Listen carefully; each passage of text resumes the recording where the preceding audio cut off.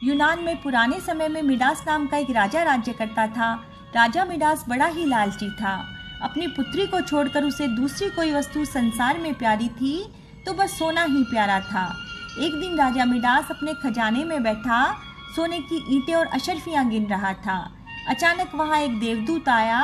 उसने राजा से कहा, मिडास तुम बहुत धनी हो।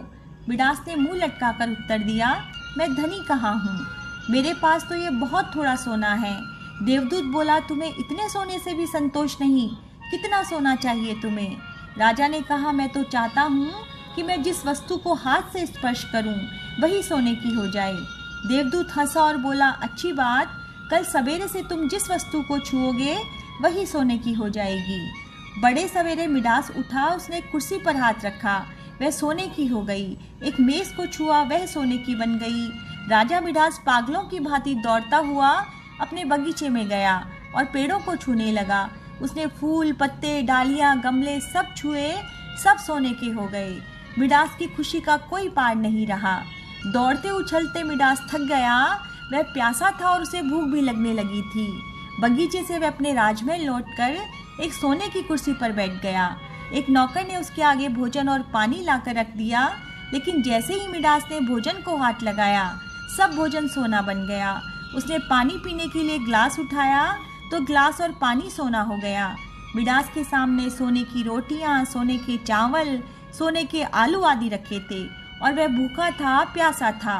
सोना चबाकर उसकी भूख नहीं मिट सकती थी। मिडास रो पड़ा।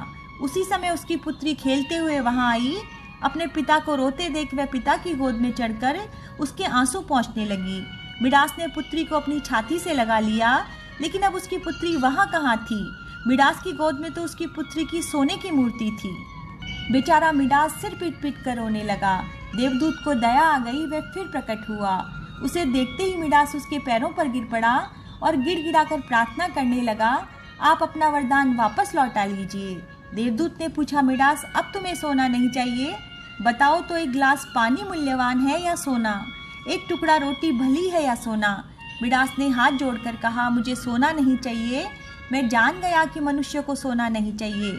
सोने के बिना मनुष्य का कोई काम नहीं अटकता, किंतु एक गिलास पानी और एक टुकड़ा रोटी के बिना मनुष्य का काम नहीं चल सकता।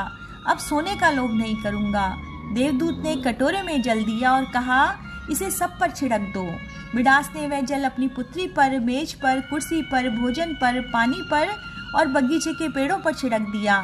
सब पदार्थ जैसे पहले थे वैसे ही हो गए।